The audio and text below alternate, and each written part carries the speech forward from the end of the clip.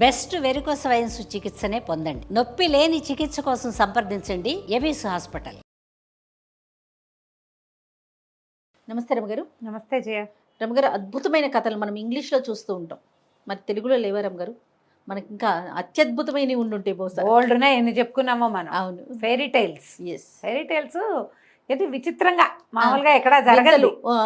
వింతలు, అవును, ప్రపంచ వింతలు అవే కదా ఫెయిరీ టైల్స్లో ఏముంటాయి, అంతకంటే ఏముండవు. అవును. సడన్ గా రాజకుమార్తె ఇక్కడ మాయమైపోయి అక్కడెక్కడో ప్రత్యక్షం అవటం, ఎవరో రాజకుమారుడు వచ్చి రక్షించడం, వీళ్ళ అమ్మా నాన్న వదిలేసి వాళ్ళ అమ్మా నాన్న దగ్గరికి వెళ్ళిపోతూ ఉంటాం. ఇంగ్లీష్లో సిరీస్లే ఉంటాయి రమగారు. మనకి ఉన్నాయి బోల్డ్. చెప్పుకున్న జానపద గాథలన్నీ ఫెయిరీ టైల్సే కదా జయ. అవేమి రియల్ గా జరిగేవి కాదు. అలాగే మనకి అందదు, ఊహకు అందదు. చెప్దాం ఒక కథ.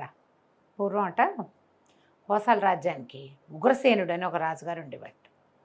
పరమ దుర్మార్గుడు, మహాకఠినాత్ముడు, మూర్ఖుడు, ధూర్తుడు, హింసాపరుడు. అలాంటి వాడు. అన్ని లక్షణాలు ఉన్నాయి. కాకపోతే ఆ కాలం ఏంటంటే ఈ రాజుని పీకేసి ఇంకోటి పెట్టుకుందాం లాంటి ధోరణి కాలం కాదు. చచ్చినట్టు భరించేవాళ్ళు ఆయన్ని. ఈయన ఎప్పుడు పోతాడో అలా కూడా అనుకునేవాళ్ళు. ఈయనకి శాంతాదేవి అని పరశాంతమూర్తి భార్యమని ఉండేది. ఆవిడంటే ఎంత ఇష్టమో ప్రజలకి. ఆయన ఎంత ధూర్తుడో ఆవిడంత మృదు స్వభావి, ఆవిడంత స్వీటు, చాలా మంచిది. రాణి అంటే పంచప్రాణాల ప్రజలకి. చాలా వయసు వచ్చేదాకా సంతానం కలగల. రాజుకో నలుసు కలిగి వాడు రాజయ్యి వీడు ఎప్పుడు అడవులకు పోతాడా అనుకునేవాళ్ళు. రాణిగారు వెళ్ళకూడదు, ఆవిడ ఇక్కడే ఉండాలి అలా భావించేవాళ్ళు. ఆవిడ మంచితనం వల్ల. అయితే సంతానం అయితే కలగల. ఈ రాజుని వీడు ఎప్పుడు పోతాడరా దేవుడా అలా ఉండేవాళ్ళు. పాపం ప్రజలు, అధికారులు కూడాను ఆయనకి చెప్పలేకపోయేవాళ్ళు. ఆయన ఏదంటే అది, నందంటే నంది, పందంటే పంది, అంతే. కాబట్టి కుందేటికి మూడే కాళ్ళు. ఇలా ఉన్న ఈ రాజ్యంలోకి ఒకనాడు ఒక ఋషి వచ్చారట. సరే, ఆయన చాలా అద్భుతమైన వాడిగా పేరు గాంచడంతో ఈ ఉగ్రసేనుడు ఆ వచ్చిన ఆయన్ని రాజస్థానంలోకి ఆహ్వానించాడు. రాణిగారికి చాలా ప్రీతి. ఈయన ఏదో కొంచెం మర్యాద చేశాడు. రాణిగారు తన సంతాన వాంఛ గురించి ఆయనకి చెప్పింది. సంతానం కలగలేదు, పిల్లలు లేరు, చాలా దుఃఖంగా ఉంది అని ఇలాగ చెప్పింది. చెప్పేసరికి ఆయన ఉగ్రసేనుడికి ఏం పెద్ద వెయిట్ ఇవ్వాల.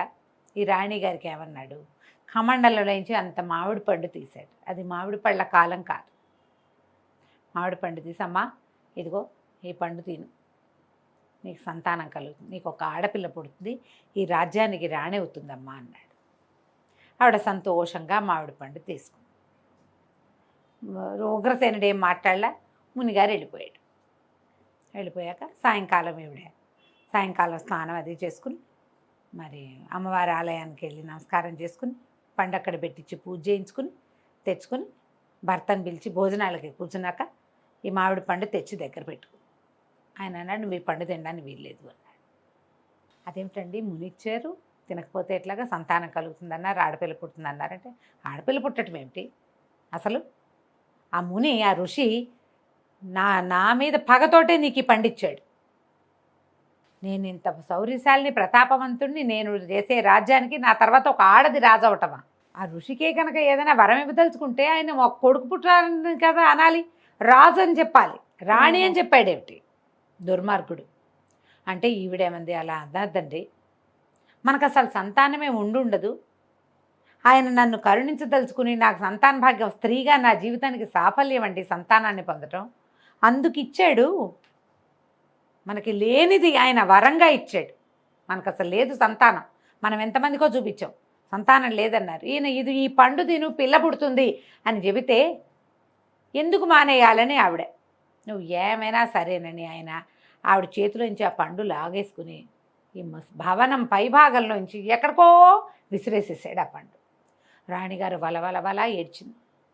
అయ్యో, చేతికి దొరికిన అమృత ఫలాన్ని పోగొట్టుకున్నామే, ఒక పిల్ల పుట్టిన నా జీవితానికి సఫలత కలిగించేది అది కూడా లేకుండా చేశాడు ఈయన అని దుఃఖించి ఊరుకుంది. అయితే ఆ పండు విసిరి అవతల కొడితే 2 వీధుల అవతల ఒక కాపు ఆవిడ నెత్తి మీద గడ్డి కోసుకుని బుట్టలో పెట్టుకుని నెత్తి మీద పెట్టుకుని తీసుకెళ్తుంది. ఈ పండు, విసిరిన పండు వెళ్ళి ఆ గడ్డి మేట్లో పడింది. రాణిగారికే 40 ఏళ్ళు వచ్చినాయి. ఆ కాపు స్త్రీ ఈవిడ కంటే పెద్దది, పిల్లలు లేరు వాళ్ళకి. అవి ఇంటికి వెళ్ళాక ఆ గడ్డి బుట్ట దింపి మేకలకి గడ్డేసి చూసేసరికల్లా అందులో మామిడి పండు ఉంది, పచ్చటి పండు. కాలం కాని కాలం పడెక్కడి నుంచి వచ్చింది అసలు? చాలా ఆశ్చర్యపోయింది. ఏమిట్రా ఇది, ఏ దేవతో వరం ఇస్తే కానీ ఇలాంటిది జరగదే. ఉహుం. చాలా ఆశ్చర్యపోయింది. పండు కోసుకుని తినేసింది. ఎక్కడైనా జరుగుతుందా అట్లా? కొన్నాళ్ళకి ఆవిడ గర్భవతి అయ్యేసరికల్లా ఊరు వాడ ఆశ్చర్యపోయింది. నాకు 50 పడొచ్చి నెలసర్లు పోయే సమయం వస్తే దీనికి ఇప్పుడు గర్భం వచ్చింది ఏమిట్రా అంటే, ఈవిడ ఏం చేసింది అందరికీ చెప్పింది. నాకు ఒక మామిడి పండు దొరికింది, తినేసాను. మామిడి పండు వల్లే గర్భం వచ్చింది అని ఆవిడ నమ్మింది, భర్తను నమ్మించింది. చుట్టుపక్కల వాళ్ళకి చెప్తే ఎవరు నమ్మల. ఇట్లాంటి కథల్లో జరుగుతాయి. ఏ రాజుగారికో ఏ రాణిగారికో ఇట్లాంటి ఋషిలో మునులో గురువుగారిలో అయ్యవార్లు అమ్మవార్లు ఎవరైనా ఓ పండు ఇస్తారు, పిల్లలు కలుగుతారు. మనకు కలగటువంటి పాఠక జనానికి పని చేసుకునే వాళ్ళకి పైగా ఎవరో ఇచ్చినట్టు కాకుండా పడేసినట్టు నీ బుట్టలోకి రావటం అండి. నేను గడ్డి కోసా, గడ్డి అందులో పెట్టుకున్నా బుట్టలో, ఆ బుట్టను ఎత్తుకెత్తుకున్నా, బుట్టలో ఉంది. ఎవరు పడేశారో నాకు తెలియదు. కొన్నాళ్ళకి నెలలు నిండాక ఆవిడకి చక్కటి చంద్రవంక లాంటి ఆడపిల్ల పుట్టింది. నెల వెళ్ళింది. నెల వెళ్ళగానే గుళ్ళోకి తీసుకెళ్తారుగా పిల్లల్ని, అమ్మవారి ఆలయానికి తీసుకెళ్ళింది. ఆ పూట అనుకోకుండా రాణిగారు ఆ ఆలయానికి వచ్చింది. వచ్చి చూస్తే సామంచాయిగా కొంచెం వృద్ధాప్యపు ఛాయలు వచ్చేసిన ఈ కాపు స్త్రీ చేతిలో చందమామలాగా మెరిసిపోతున్న నెలబిళ్ళక కనపడింది ఆవిడకి. ఆవిడ ఆశ్చర్యపోయింది. ఎవరి పిల్ల ఇది? ఆవిడేమనుకుంది, ఎవరో పిల్లని ఈ అమ్మాయి ఎత్తుకుందనుకుని, ఎవరి పిల్లే ఎంతో ముద్దుగా ఉంది అంది. అనేసరికి నా పిల్లేనండి రాణిమ్మ గారు మరి అన్నది. అనగానే ఇవిడే, కూసిని మీ పిల్ల ఎంత మెరిసిపోతుంది? అవునండి, దేవుడు వరమిచ్చాడు. ఎక్కడి నుంచో ఒక మామిడి పండు వచ్చి బుట్టలో పడింది, అది తిన్నాకేనండి అమ్మగారు కడుపండిది. పెళ్ళై 30 సంవత్సరాలు 45 సంవత్సరాలు అయిపోయింది. చిన్నప్పుడు పెళ్ళయింది, ఎప్పుడూ గర్భవతిని కాలేదు. మొదటిసారి ఆ మామిడి పండు తిన్న వేళ విశేషం, గర్భవతిని అయినాను. ఇగో చందమామ లాంటి బిడ్డ పుట్టింది, చూడండి ఎట్లా మెరిసిపోతుందో పాపం. అనగానే ఆవిడ ఆత్రంగా ఎత్తుకుంది పిల్లని. అది తన పిల్లే. బాగా ఆలోచించుకుని, వసే ఇది నీ ఒక్కదాని పిల్లే అనుకోకు, ఇది రాజుగారికి ఆయన అయిష్టం వల్ల ఆ మామిడి పండు విసిరేస్తే ఆ పండు వల్ల నీకు కలిగిన శిశువు, ఇది మునిగారిచ్చిన వరం, దీన్ని రాణిలాగా పెంచుదాం. నువ్వు కామ్గా ఉండే, ఎవరితో చెప్పద్దు, ఇది రాణి అవుతుంది. పిల్లని రాణిలాగా పెంచాలి. ఇప్పుడు ఆయన ఇచ్చిన మామిడి పండుతోటి సంతానం కలుగుతుంది అన్నది ఈవిడ విషయంలో ప్రూవ్ అవ్వాల. కానీ ఈ పండు ఎక్కడో పడితే ఎవరికో దొరికితే వాళ్ళకి పిల్ల పుడితే మరి అది రాణి అయ్యేది కూడా నిజమే. అంతే. ఇది నిజమైనప్పుడు అది అవ్వద్దు అన్నది. అన్నాకేం చేసింది ఈవిడ, ఇంటికి ఒక సొమ్ము ఇచ్చి ఇంటికి పంపించి తన భవనానికి దగ్గరలో ఒక క్రీడాలయం కట్టించింది. ఏమిటి, పిల్లలు ఆడుకునే స్థలం, ఒక పెద్ద తోట, ఒక పెద్ద మందిరం. ఊళ్ళో వాళ్ళ పిల్లలందరూ వచ్చి అక్కడ ఆడుకునేటట్టుగా. ఊళ్ళో పిల్లలంతా వస్తారు. రాణిగారికి పిల్లలు లేరు కాబట్టి అలా ఆవిడ అలా కోరుకుంది అనుకునేవాళ్ళు. సరే, క్రీడారామం లాంటిది కట్టించారు. జారుడు బల్లలని, ఉయ్యాలని, పళ్ళ చెట్లని, పువ్వులని, అవని ఇవని బోల్డని పెట్టారు. దానిని చూసుకోవటానికి ఈ కాపు దంపతులు ఇద్దరిని లోపల పెట్టింది. వాళ్ళతో పాటు చంటి పిల్ల కూడా వచ్చేసింది. ఆ పిల్ల పేరు చంద్రవదన అని పెట్టింది ఈవిడ పేరు. పిల్ల నిజంగా చంద్రవదన లాగానే ఉండేది. ఈవిడ రోజు సాయంకాలం ఆ పిల్లల్ని చూడడానికి వెళ్తోందన్న మిషతోటి వెళ్ళి ఆ చంటి బిడ్డను చూసుకునేది. హాయిగా ఉండేది ఆవిడికి. సాయంత్రం అయ్యేసరికి తన పిల్లే వాళ్ళు పెంచుతున్నారు అంతే. పిల్లని బ్రహ్మాండంగా పెంచారు. అక్కడికి అందరూ రాజకుటుంబీకుల పిల్లలు ఆడుకోవడానికి వచ్చేవాళ్ళు. వాళ్ళతో పాటు సాయంకాలం అయ్యేసరికి చదువు చెప్పడానికి గురువుగారులు తయారయ్యారు. పిల్ల చక్కగా చదువుకుంది. రాజకుమారులు వచ్చేవాళ్ళు ఆడుకోవడానికి. వాళ్ళతో కత్తి విద్యలు అవి ఇవి నేర్చుకుంది. దానికి రాని విద్య లేదు, దానికి రాని చదువు లేదు. ఎక్కడెక్కడ పిల్లలు వచ్చేవాళ్ళు ఆటకి, అన్నీ ఎవరైతే నేర్చుకుంటే అది పిల్ల నేర్చుకునేది. అన్నీ నేర్పించేవాళ్ళు. పిల్లకు ఒక 16-17 సంవత్సరాలు వచ్చాక రాజుగారికి ఈ పిల్ల జన్మ రహస్యం తెలిసిపోయింది. ఓహో.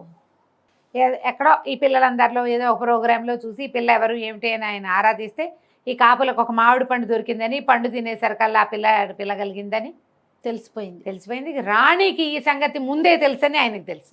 పిల్ల పుట్టిన నెల రోజులకే ఆవిడ తెలుసుకుంది తనకు పుట్టవలసిన పిల్ల ఇక్కడ పుట్టింది అని. రాణి మీద విపరీతమైన కోపం వచ్చింది. ఈ పిల్లకి యుద్ధ విద్యలు నేర్పించి, చదువు సంధ్య నేర్పించి రాణి కావడానికి సరిపడాగా తయారు చేసేసింది ఆ పిల్లని. కోపం పట్టలేక రాణిని నానా దుర్భాషలు ఆడి ఆవిడని తీసుకెళ్లి జైలు పెట్టారు. ఆవిడని అరెస్ట్ చేసేశారు. ఇంకేముంది. కానీ ప్రజల్లో ఒక గగ్గోలు ఎత్తిపోయారు. రాణిగారు జైల్లో ఉండటాన్ని జీర్ణించుకోలేకపోయారు ఎవరు. ఎందుకంటే ఈయన ఎప్పుడో లేచక వెళ్ళిపోతాడో ఆవిడే ఉంటుందని నమ్మారు. సైనికుల దగ్గర నుంచి అందరికీ మంటగానే ఉంది, అమ్మగారు లేదు జైల్లో ఉందని. ఈయన ఏమన్నాడు, ఈ చంద్రవదన ఉంది కదా, ఈ పిల్లని తీసుకుపోయి చంపేయండి అని ఆర్డర్ ఇచ్చాడు. ఈ పిల్లని కని పెంచిన కాపు దంపతులు ఇద్దరిని ఇది చేసేశారు, ఏమంటారు, నగర బహిష్కారాన్ని చేసేశారు. దేశ బహిష్కరణ, దేశంలో నుంచి తీసుకుపోయి దేశం బయట వదిలిపెట్టేశారు. పిల్ల ఒంటరి అయిపోయింది. ఈ ఒంటరి పిల్లని పట్టుకున్నారు. ఇదేముంది, 17 ఏళ్ల పిల్ల, దానికి ఎంత కావాలి. ఓ 4 సైనికుల్ని ఆర్డర్ చేశాడు, ఈ పిల్లని చంపి దాన్ని నెత్తురు తెచ్చి చూపించండి నాకు. ఈ పిల్లల్ని తీసుకుపోయారు. తీసుకుపోతే మాత్రం వాళ్ళు ఎందుకు చేస్తారు ఆ పని. ఈ రాణిగారంటే పరమ ప్రీతి. రాణిగారిని అరెస్ట్ చేశాడన్న కోపంతో రగిలిపోతున్న వీళ్ళు ఒక 2 మంచి గుర్రాలను కూడా తమతో పాటు తీసుకుపోయి పిల్లని ఒక గుర్రం ఎక్కించి అమ్మాయి నీకు కావాల్సిన చోటుకి వెళ్ళిపో, నిన్ను మేమేం చెయ్యం అని పంపించేశారు. పంపించేసి ఏదో జంతు రక్తాన్ని తీసుకొచ్చి ఓ లేడీ కళ్ళు, చచ్చిపోయిన లేడీ కళ్ళు తీసుకొచ్చి ఇక పిల్ల కళ్ళు ఇవి దాని ఇంత కళ్ళు, లేడీ కళ్ళు పెద్దవిగా ఉంటాయి, ఆ కళ్ళు చూపించారు, నెత్తురు చూపించారు. రాజుగారు ఇంకా అది వెళ్ళిపోయిందని, ఆ పిల్ల చచ్చిపోయిందని, రాణి జైల్లో ఉంది, వాళ్ళ అమ్మా నాన్న వెళ్ళిపోయారు కాబట్టి ఈయన స్థిమితంగా ఉన్నాడు. ఈ వెళ్ళిపోయిన పిల్ల ఒక ఆటవికుల గ్రామంలో ప్రవేశించింది. నిజానికి వాళ్ళు ఆటవికులు కాదు, అడవుల్లో ఉండేవాళ్ళు కాదు, నగరంలోనే ఉండేవాళ్ళు. పూర్వం ఈ రాజ్యంలోనే ఉండేవాళ్ళు. అయితే ఏంటంటే వీళ్ళు ఒక తెగ. మామూలుగా మనకు కూడా ఇక్కడ చిన్న చిన్న సమూహాలు ఉంటాయి కదా. అయితే వీళ్ళతోటి ఏదో తగాదా వచ్చి రాజు మొత్తం వాళ్ళ కల్ట్ అంతటినీ దేశ బహిష్కరణ విధించి అడవుల్లో ఉండేలాగా చేసి వాళ్ళ ఆస్తులు గీస్తులు అన్నీ జప్తు చేసేసాడు. ఆ వైపుకి వేటకెళ్ళినప్పుడల్లా ఒక దండు సైనికులు పంపించి వీళ్ళని సావగొట్టించేవాడు. హింసాపరుడు కదా ఆయన. ఆయన ఉగ్రసేనుడు హింసా ప్రవృత్తి కలిగిన వాడు. వాళ్ళని కొట్టడం, వాళ్ళ దగ్గర ఏమైనా ఉంటే అవన్నీ లాక్కొచ్చేయడం, బలవంతంగా చేయించేవాడు. ఎప్పుడైతే ఈ ఆటవిక గ్రామంలోకి ఈ అమ్మాయి వెళ్ళిందో, ఎలా వచ్చావు, ఎందుకు వచ్చావు, ఎవరు ఏమిటి అని అడిగేసరికి నేను రాణిగారి పెంపుడు కూతుర్ని చెప్పింది. మరి అదే కదా, ఆవిడేగా పెంచింది. ఆయన నన్ను అమ్మగారినేమో జైల్లో పెట్టాడు, నన్నేమో పంపేశాడు అనగానే వాళ్ళందరికీ ఒళ్ళు మండిపోయింది. ఆవిడ ఎంతో మంచిది. వీళ్ళందరూ ఈ గ్రామాలు వదిలిపెట్టి వచ్చేసి వాళ్ళ సొమ్మంతా జప్తు అయిపోయినప్పుడు రాణిగారే తన రాణివాసం నుంచి కొన్ని మూటల బంగారం పంపించి వీళ్ళని ఆదుకుంది. ఆవిడ జైల్లో ఉందనేసరికి వీళ్ళకి నచ్చల. ఇవిడేమంది, ఎవరైనా సరే ఒక 200 మంది సైనికులు ఉంటే చాలు నాకు సహాయానికి, మీలో మెరికల్ లాంటి వాళ్ళు ఎవరినైనా 200 మందిని తీయండి చాలు, రాజును పడగొడతాను, రాజ్యం తీసుకుందాం మనం అని చెప్పి రెడీ అయిపోయారు వాళ్ళు. వాళ్ళకి నాయకత్వం లేకే బాధపడుతున్నారు. వాళ్ళల్లో ఒక 200 మందిని ఎంపిక చేసి అప్పచెప్పారు. ఓ 100 మందిని వెనకాలే ఉంచింది, మళ్ళీ కబురు చేస్తాను, ఓ 100 మందిని వెనకాల తీసుకెళ్ళి నిరాయుధులుగా ఊళ్ళోకి ప్రవేశించారు. ఏ ఆయుధాలు లేవు, వాళ్ళు ఏదో గుడో గోపురం చూడడానికి వస్తున్నారు, ఒక గుంపులాగా ఊరుకున్నారు సైనికులు, వాళ్ళని ఏమనలా. ఈ గుడి చూడ్డానికి వచ్చిన వాళ్ళకి ఈ అమ్మాయికి మొత్తం నగరంలో ఆను పాను అన్నీ తెలుసు, సమస్తమైనవి, దానికి తెలియంది లేదు.